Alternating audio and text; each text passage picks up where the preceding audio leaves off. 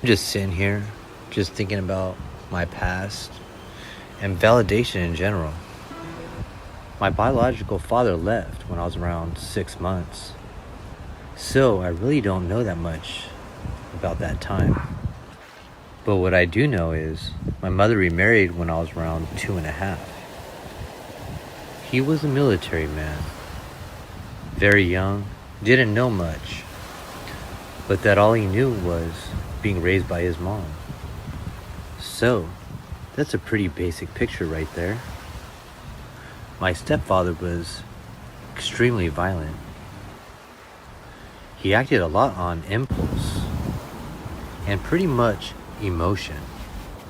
His tactic with me was on pure discipline. No validation at all.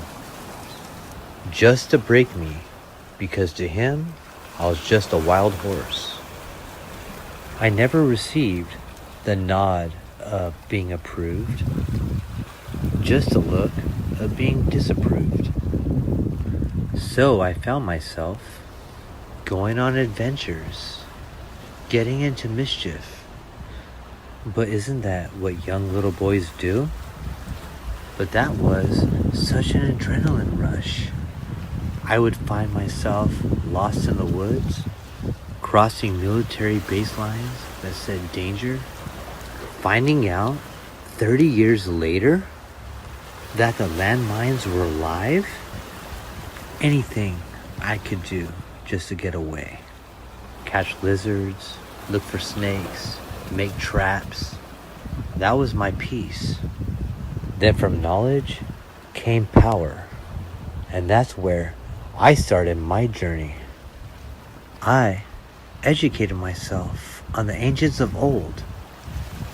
I looked to Plato, Socrates, Yeshua, Gilgamesh, Nimrod, men of renown.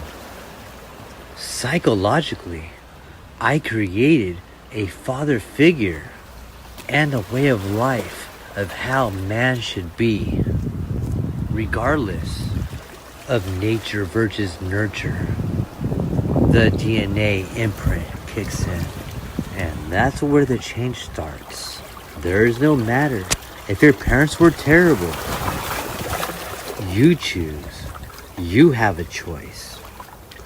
Will your children look at you as legendary, or a copy of the latter? If your son does well, give him validation. Give him that nod of approval. Let him know he is man and he did a good job.